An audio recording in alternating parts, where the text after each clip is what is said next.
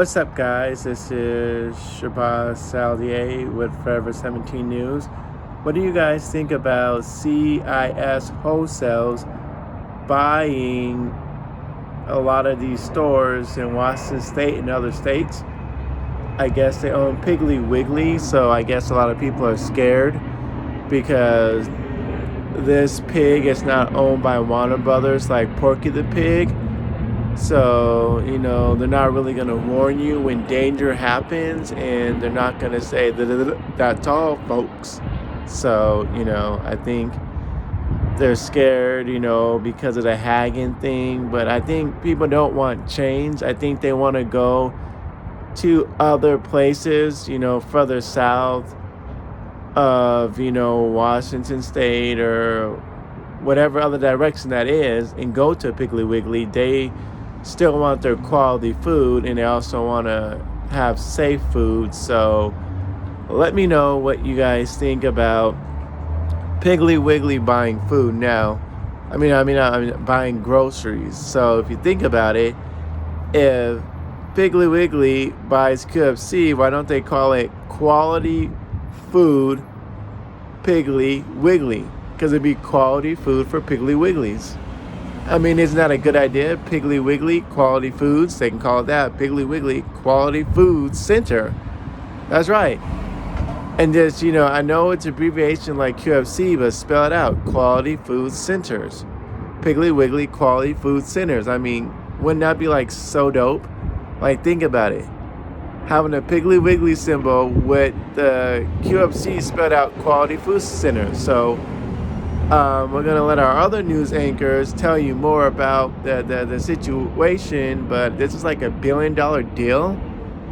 This is so amazing because you normally hear Piggly Wigglies in TV shows like, that 70s show and other shows that I can't name at the moment, but I've been to a Piggly Wiggly before in Louisiana, and that name is pretty funny.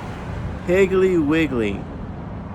Do you guys want to go to a Piggly Wiggly in Washington State or somewhere else in the West Coast where you've never been to a Piggly Wiggly before up here? Because it's going to have a West Coast vibe, but if they buy it, is it still going to have the QFC and the Safeway products, or is it going to have Piggly Wiggly products?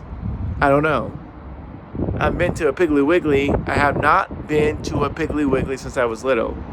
So I would imagine they have their own products. Maybe they have their own chips, okay? Maybe down south they sell the wraps snack chips in a Piggly Wiggly, okay?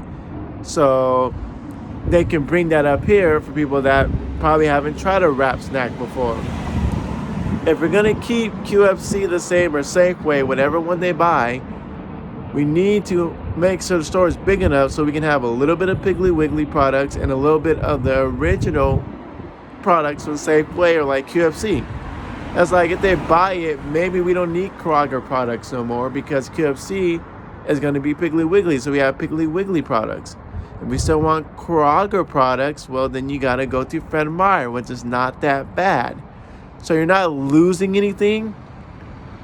I don't know if they're really going to change Safeway, because I think Safeway is the more popular one. But if they do change QFC, just realize that if you want your Kroger products, they're not going to change Fred Meyer. And the reason why they're doing this is because they couldn't compete with Walmart and what's that other store that Whole Foods or whatever. Yeah, they couldn't compete with these major groceries and these online stores. So, that's just kind of, weird in my lifetime that I can actually live in the West Coast and actually probably walk inside of a Piggly Wiggly. That's going to be so funny. Imagine for these people that don't know about this, and they just follow their normal routine by going to the grocery store, and all of a sudden when they get there, they're still halfway sleepy and they're like, oh my god, a Piggly Wiggly, and they're all scared because they thought they were either going to Safeway, QFC, or whatever. But it's like, wow. So that's just going to be weird when they're like, oh my god, am I dreaming? Oh my God, how did I end up back down south? Oh no. They may think they were kidnapped because it's going to be weird just seeing a Piggly Wiggly. Like when I was going to college in Shoreline, one day I woke up and I went there to Shoreline and I walked down to the store and I'm like, what the? I thought I was lost. I'm like, did I take a wrong turn? This says Hagen. What is a Hagen? I never heard of it before. But we're going to let our other news anchors tell you more about it. This is your boss, Sally, signing off. Please don't go away. Forever 17 News. Thanks Shabazz Salier. Now let's get into it with the merger report, guys. You are now here with Tommy, and no, I do not live on a hill. When Kroger and Albertsons announced plans this month to sell 413 grocery stores, including 104 in Washington, as part of their proposed merger, the two retailers offered reassuring words for workers, shoppers, and regulators. If regulators approve the sale of the stores to New Hampshire-based CS Wholesale Grocers, the deal ensures no stores will close as a result of the merger and that all frontline associates will remain employed, according to a September 8 statement by Kroger, which owns QFC, and Fred Meyer, and Albertsons, which owns Safeway. Fred Meyer stores are not part of the sale.